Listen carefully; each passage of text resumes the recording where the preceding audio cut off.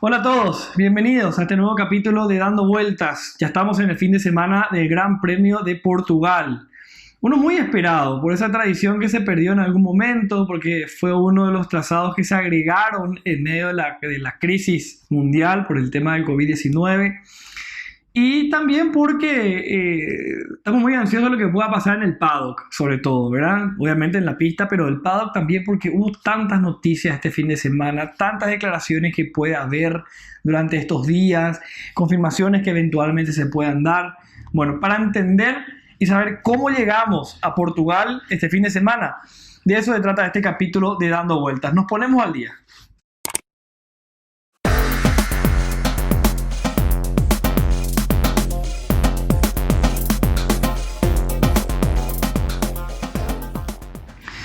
Bueno, primero tenemos que hablar del clima. Se sabe que es una zona de mucha inestabilidad, donde puede que haya lluvias, puede que no haya lluvias. Algunas previsiones hablaban de 3 días lluviosos, otras previsiones decían que solamente el domingo iba a llover. Muy confuso todo. De hecho, veíamos algunos reportes de la gente de Renault que dio una conferencia de prensa diciendo que la temperatura, según ellos calculan, va a estar más o menos por los 20 grados Celsius, que es la máxima que se anuncia en estos días para esa zona, y que puede que haya lluvias el día domingo sobre todo. Condiciones similares de inestabilidad respecto a lo que tuvieron en Alemania, pero probablemente con una dosis aumentada. O sea, es más inestable todavía esta zona de Portugal. Una carrera que se esperaba tenga más público que el que va a tener.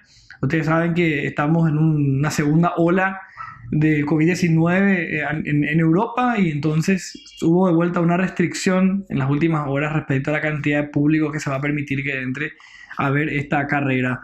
¿Y cómo llegamos a materia de noticias? Y lo primero que tenemos que mencionar, obviamente, es lo de Haas. Era un rumor. Y todos sabíamos que los 2 pilotos de Haas no iban a continuar. Se confirmó eso el día jueves pasado. A primera hora en esta parte del mundo veíamos las noticias que nos contaban primero de un piloto, después del otro piloto, y así se confirmaba que los 2 asientos están disponibles en este equipo. Que hay que decir, Haas tuvo un año muy, pero muy, muy malo en Fórmula 1. Los resultados eran catastróficos.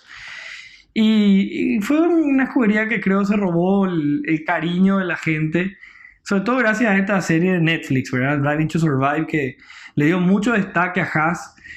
Al comienzo muchos no entendíamos por qué, ¿verdad? Siendo que no son protagonistas principales de las carreras, pero después veíamos lo carismático del director, las conversaciones con el dueño, las dificultades, ¿verdad? Entonces todos creo que nos volvimos un poquito hinchas de Haas, sobre todo porque al ver una carrera este año decíamos, seguramente cómo van a encarar esto en la siguiente temporada.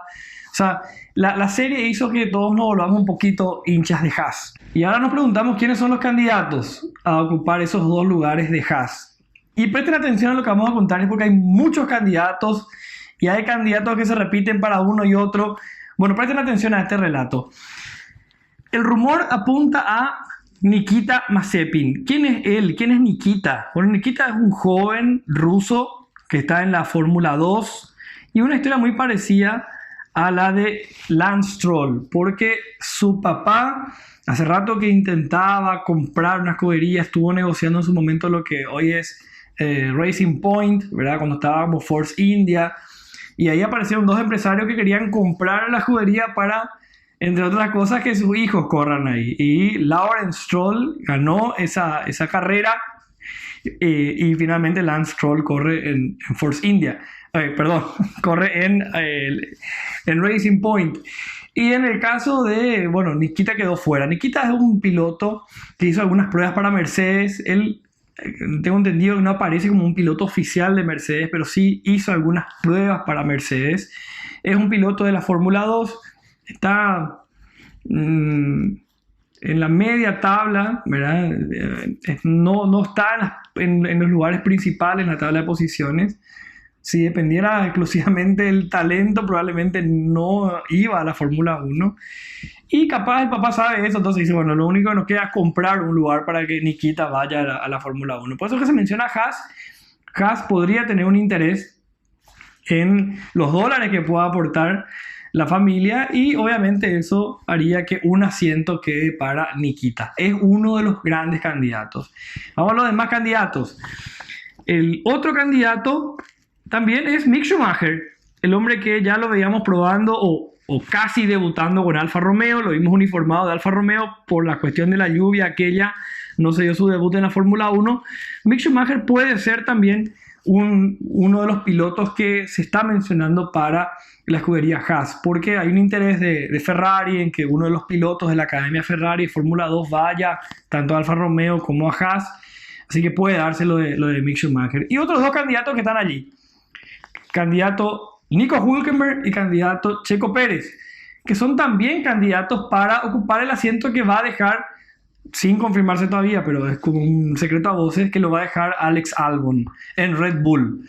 Incluso, eso también fue noticia en la semana, que Red Bull confirmó que está interesado en Hülkenberg y también está interesado en Checo Pérez. Así que, sabiendo Red Bull que tiene la preferencia por lo que significa Red Bull, probablemente van a dejar la noticia hasta el final. Bueno, vamos a ver si este fin de semana nos sorprende, pero probablemente dejen hasta el final, sabiendo que son los favoritos de cualquier piloto que está buscando asiento. También aparecen otros pilotos de la Fórmula 2, está el caso de Schwartzman, y hay otros más del equipo Ferrari que podrían caer finalmente en el asiento o en uno de los dos asientos de la escudería Haas. Otra de las grandes noticias de la semana fue lo que pasó con Lance Stroll, justamente quien hablamos. ¿Se acuerdan que no había corrido él en Nürburgring? Que llegó Nico Hülkenberg corriendo, estaba desayunando, dejó todo y se fue corriendo a ponerse el mameluco, se puso un casco viejo que tenía de Renault y entró a correr así, salió octavo, lo aplaudimos todos. Bueno, ¿qué pasó con Stroll?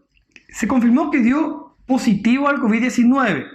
Pero en una aclaración que él mismo hizo, queda como que no falló nada respecto a la seguridad dentro de la Fórmula 1, sino que él dio positivo después de Nürburgring. Él tuvo un problema estomacal, efectivamente, el positivo vino después, ya volvió a dar negativo y va a estar en el Gran Premio de Portugal.